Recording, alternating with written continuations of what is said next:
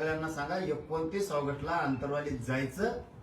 यावेळेस शेवटचा निर्णय लढा करायचा. मराठ्यांची एकही मागणी म्हणतोय मी माग ठेवायची नाही.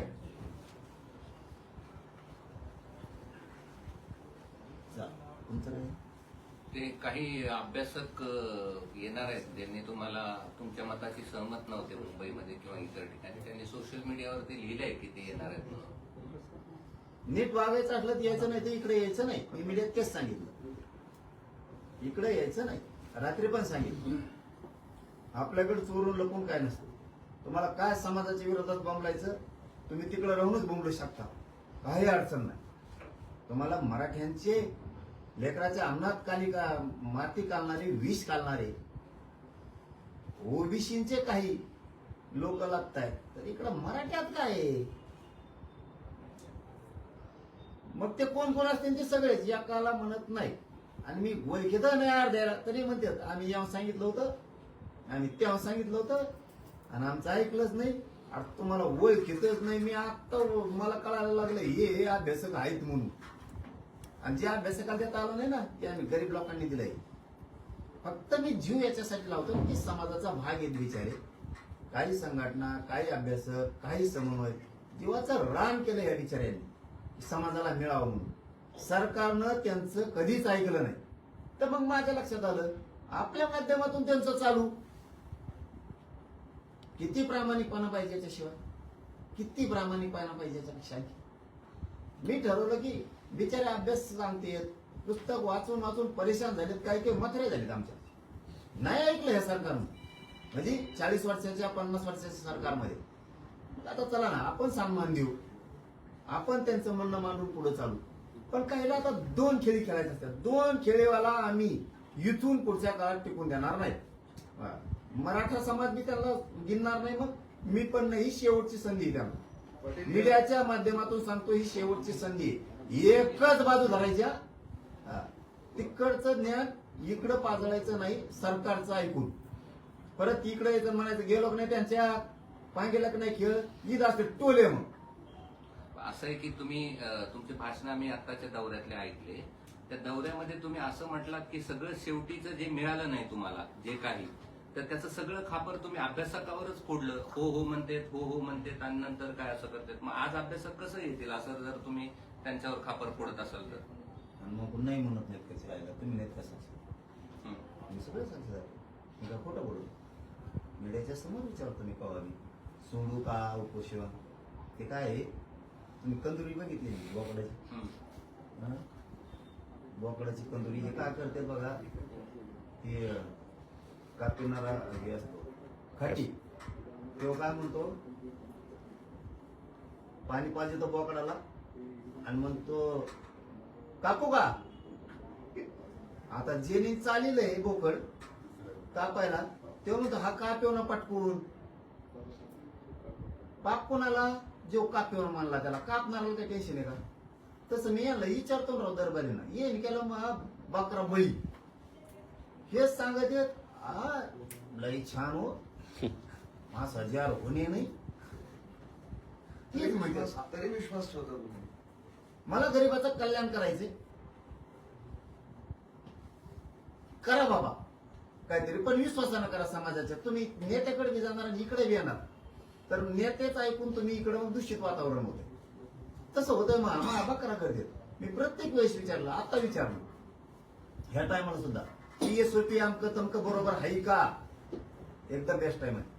म्हणलं तुम्ही उपोषण सोडल्यावर माग उद्या मीडियाचा पुन्हा काढा. म्हणलं उपोषण सोडल्यावर पुन्हा 7-8 दिवसांनी तुम्ही उलटच म्हणता बरं का. त्याच्यापेक्षा मी सोडितच नाही. नाही म्हणले लई बेस्ट आहे. 1.5 घंटा चर्चा केली म्हणले आलेल्या शिष्टमंडळाची. काय चालतात नाही. याच्या अगोदरचं सांगतो आपण ते झालं. मुंबईत JR घेऊन आलो. हेच हॉस्पिटल आहे. इथं आल्याच्या नंतर 6 दिवस मला काही सुधारलंच नाही. 7व्या-8व्या दिवशी 7-8 जण आहेत अभ्यास XYZ आले. म्हणलं मी खेपाटला तिथं बोललेलो JR सुधारित करायची वेळ आली तर करावं लागत. म्हणले ओके करणार.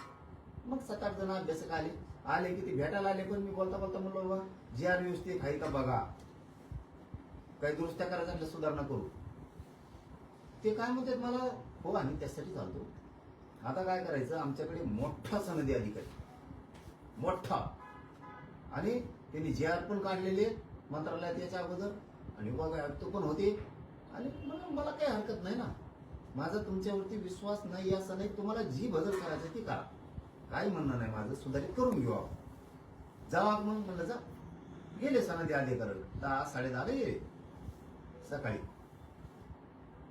मला वाटतं 7:45च्या टायमाला संध्याकाळी माघारी आहे.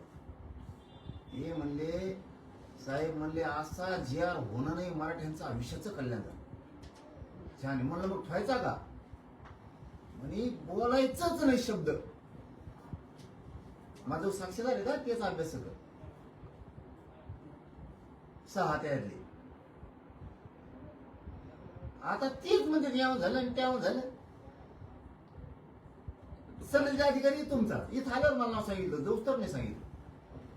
प्रश्न तोच आहे ना की तुम्ही सगळ्या अभ्यासकांना बोलवता आणि परत त्यांच्यावरच खापर फोडवता. आता येतील का?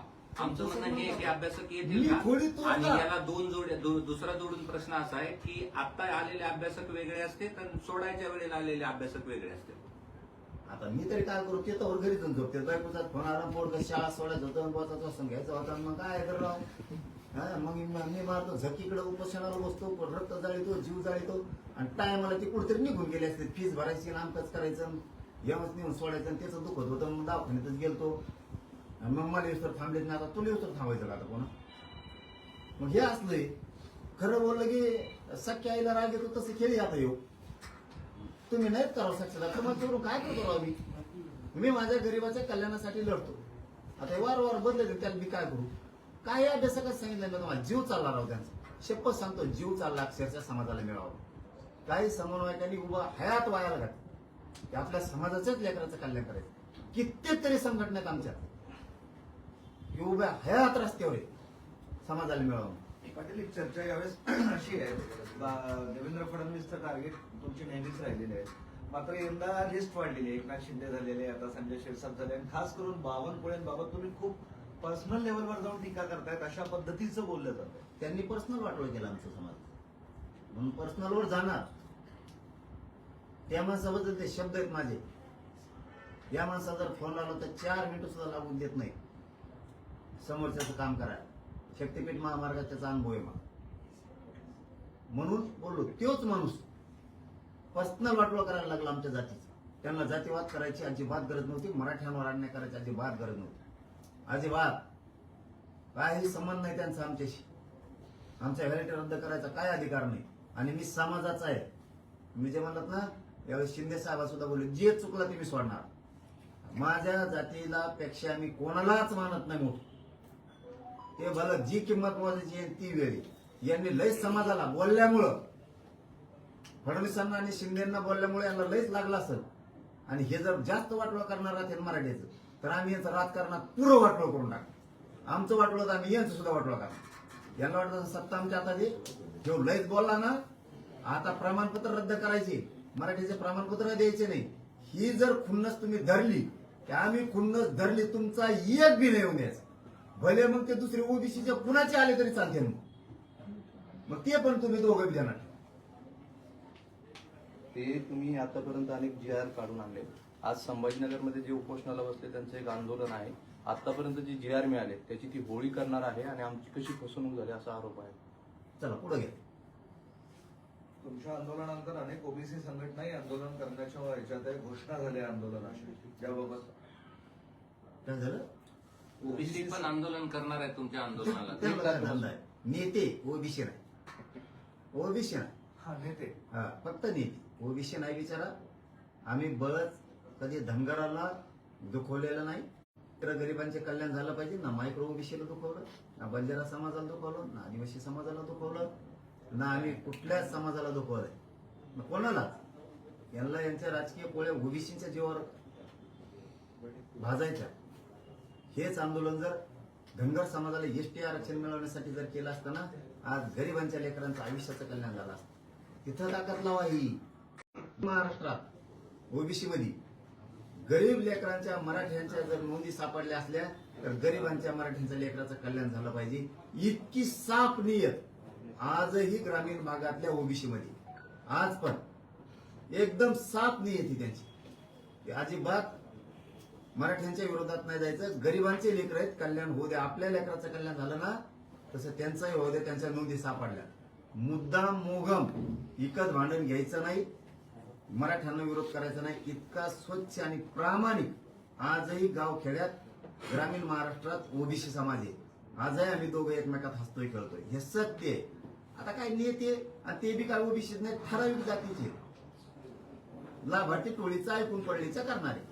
पण ओटीटीवर असं म्हणतात की मराठवाड्यात 85% कुणबी प्रमाणपत्र 357 जातींनी ओबीसीत राहायचे का नाही ठरवलं पाहिजे. बोगस कागदपत्राच्या आधारे जागा बळकवण्याचा प्रयत्न होतोय. बैठक बोलली, पुढची रणनीती ठरवू. ते तर काय नुसतं बैठकाच कवर घेतोय का सगळं वासुदेव करून तुला काँग्रेसचं ते काय रे, हे जर लोक नसते त्या काँग्रेसमध्ये, ते काँग्रेस महाराष्ट्रात राहिले मस्त कंडिशन मग झालं असतं काँग्रेसचं.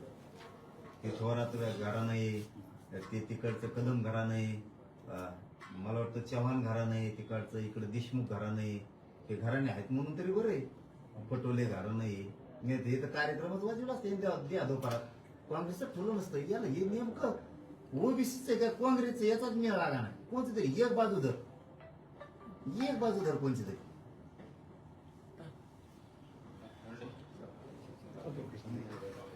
धन्यवाद.